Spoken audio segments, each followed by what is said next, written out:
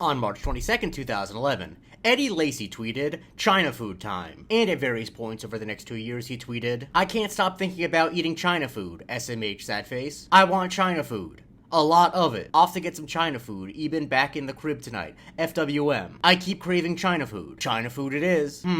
Maybe China food. Then I'm coming back to clean this room since I didn't yesterday. Who wants to bring me some China food? China food stop, then finally back to my room. Hashtag long day. Craving China food. Again. This China food I'm about to go through. Greater than.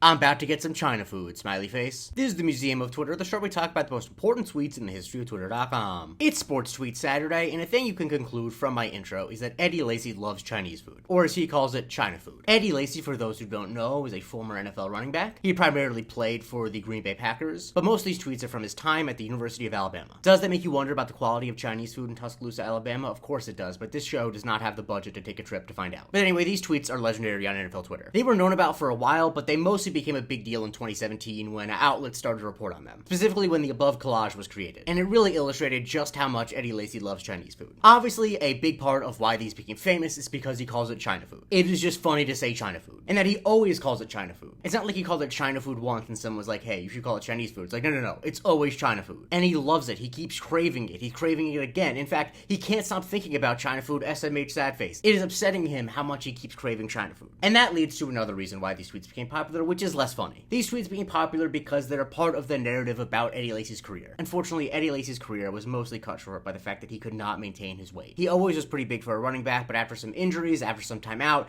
he really struggled to maintain a weight that was conducive to being a good NFL running back. And these tweets became a way of making fun of him about that. In 2017, after the tweets became popular, he did an interview with ESPN's Kevin Von Valkenburg, where he talked about how anything he posted ever would be met with people making fun of him about his weight. And one of the things that people kept going back to is the China food tweets. And I think that that's unfortunate, because I mostly see the tweets as something fairly innocent. He was in college at the time. Everyone eats like garbage in college. There was a place around the corner from my apartment that I lived in junior and senior year that did a buffalo mac and cheese that I really liked. And if I tweeted about it every time I was craving it, I would also look like the fattest person alive. Because to me, the reason it's funny is because he keeps saying China food. And a thing I do find unfortunate is responding to a prompt that said, what is the stupidest thing you've ever said to a celebrity? Grant Goldberg responded, don't think this counts as saying it directly, but I made a collage of all of Eddie Lacy's tweets about eating China food. And he said in an ESPN article that it put him in a really tough place. I still feel bad about it to this day. And I think that that does raise something that's unfortunate about sports Twitter. Because sports fans are insane, it's basically impossible to ever create a meme that is laughing with an athlete. In a better environment, Eddie Lacy's China food tweets could be something that he could also laugh along with. He could get a gimmicky sponsorship from Panda Express and could be like, isn't it funny that Eddie Lacy loves Chinese food? But of course, sports Twitter is not a friendly environment. It's an environment where people sincerely use innocent tweets you tweeted in college as a way of being mad about you for struggling with your weight. And I really hate that. Like, some people don't mean it in a super negative way, like Alien fan account said,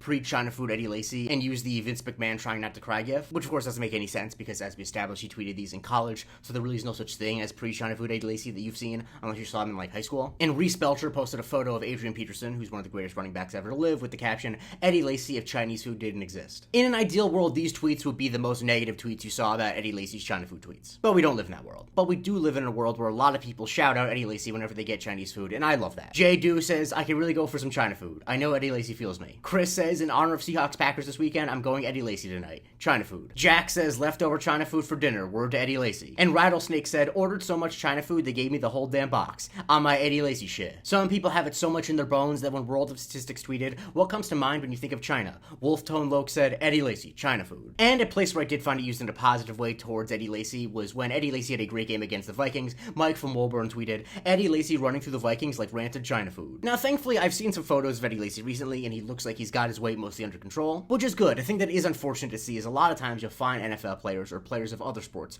who have problems with controlling their eating, but, you know, being an athlete, working out that much helps it be under control, and then when they retire, they, like, balloon up in a really unhealthy way, and I'm really glad that that has not happened with Eddie Lacy. And I genuinely hope he is able to enjoy Chinese food without thinking about all the ways people made fun of him for tweeting about China food. Because the thing about Chinese food is it's so delicious. I know that he's definitely eating, like, the super Americanized Chinese food, and the thing about that is, it's also so delicious. Like, I'm sure Tuscaloosa, Alabama Chinese food is not nearly as good as the Chinese food I can get in New York City. But I'm also sure that after a long day of Nick Saban workouts, eating some Tuscaloosa, Alabama Chinese food would also hit the spot. Lord in heaven, I really could go for some China food right now. Follow me for a new tweet every day, and please consider joining my Patreon, patreon.com/Museum of Twitter, where you can vote what I cover on Subscriber Sundays, and you get a weekly bonus episode called the Museum of Not Twitter.